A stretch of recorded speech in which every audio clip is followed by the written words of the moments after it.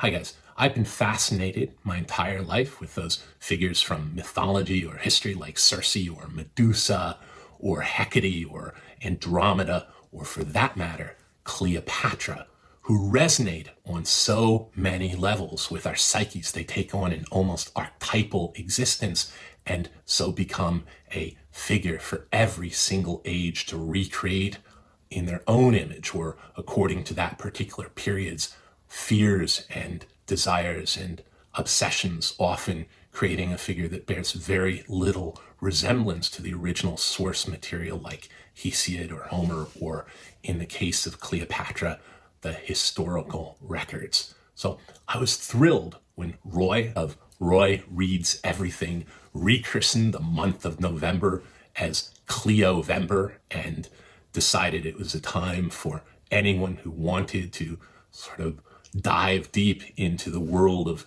Cleopatra and her multiform, almost kaleidoscope of cultural representations and share some of their experience. Let me show you why I wound up reading Théophile Gautier's 1838 Nuit de Cléopâtre, or One of Cleopatra's Nights. I'd been working on a project about pulp magazines in 1933, and this, or advertisements similar to it, kept appearing.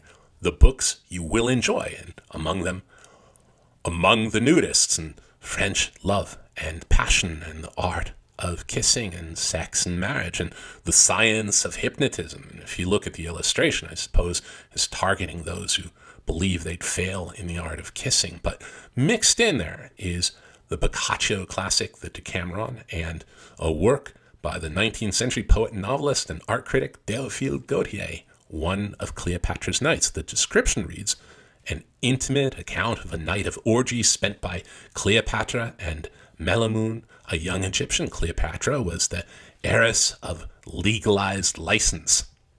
Heiress of legalized license. I like that. Cultured sensuality and refined cruelty. Well, refined cruelty, if cultured sensuality didn't get it, refined cruelty does. With her auburn hair and languorous eyes and sweet breath and slender, seductive body, Cleopatra was an enchantress of men. To know the real Cleopatra, you must read this book. Well, Roy Reads Everything's Cleovember is after the real Cleopatra, so I figured I would give it a spin. It is an extraordinary work. And just what is it that's extraordinary about this story? Well, we all know Cleopatra was the last of the pharaohs, but what sets a night of Cleopatra apart is, in Gautier's story, Cleopatra knows it too, and is haunted by it, and by the fact that however brilliant she is in statecraft and in knitting together the last threads of civilization and empire, it's to no avail. It's the end. She's between two worlds, one dead and the other without power to be born. And Cleopatra's mind is saturated with the sense of this being the end times, the end of days. Pyramids and colossi and sphinx live in Cleopatra's mind, not as celebratory monuments of the greatness of a continuing Egyptian civilization, but rather as mocking testaments to a death-obsessed and dying world. Everything solid melts into air, even as the ground is unstable with the burial of too many layers of mummies and sarcophagi underfoot. She declares herself at one point to be the queen of the mummies and presiding over a dying world, literally the fin de siècle. At the end of days, she attempts to cure her emotional malaise and constant sense of ennui with ever increasing decadence and extreme experience in embracing a sensuality gone wild in a compensatory quest for meaning amidst the ruins. That French phrase, fin de siècle, is usually applied to the symbolists and decadent 1890s, which shared a similar consciousness of a largely dead world with the next powerless to be born, and so embraced the dreamy and the unconscious and the sexually perverse as preferable to the real world, which already felt posthumous and ghostly.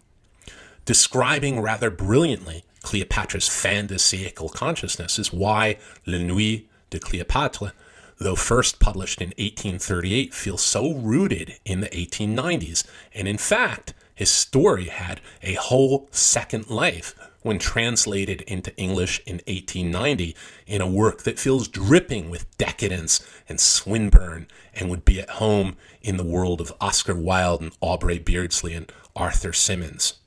And Cleopatra, much at home with those other femme fatale heroes of the 1890s, Judith and Salome and Circe. One immensely appealing side of Cleopatra as she changes over time throughout culture is just how visual her world is, with innumerable images of Cleopatra adorning the museums of the world. And there are Cleopatra plays and ballets and operas, not to mention Cleopatra's role in early cinema, where her portrayal by Theda Bara virtually shaped the contours of the femme fatale for the next century. Roy, the inspiration for these videos, commented in his most recent Cleopatra work on the influence of the first publication of R. Rider Haggard's novel Cleopatra, not in book form, but rather in that lavish testament to Victorian visual culture illustrated London News. Roy suggested quite rightly that the publication ramped up Cleomania, with a Cleopatra ballet appearing the very next year. Rider's novel is endless fun, but the oversized Cleopatra illustrations appearing in each issue were a big part of that Cleopatra ramp-up. And as for Gautier, he began his career wanting to be a painter rather than a writer, and was closely associated with French artists his entire career. His writing almost defines painterly, and accordingly, the 1890 English translation of one of Cleopatra's Nights preserves that fabulously visual quality until you feel, while reading it, like you're tumbling into a painting by Alma Tadema or Alexander Cabanel. And the painters took note of this. Let me show you. This is Gautier writing. Next to Cleopatra stood her favorite slave, Charmian, rhythmically waving a large fan of ibis feathers.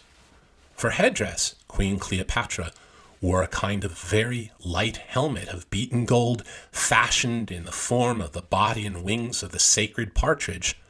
The wings, opening downward like fans, covered the temples, and extending below almost to the neck, left exposed on either side through a small aperture an ear rosier and more delicately curled than the shell of Venus rising from the sea.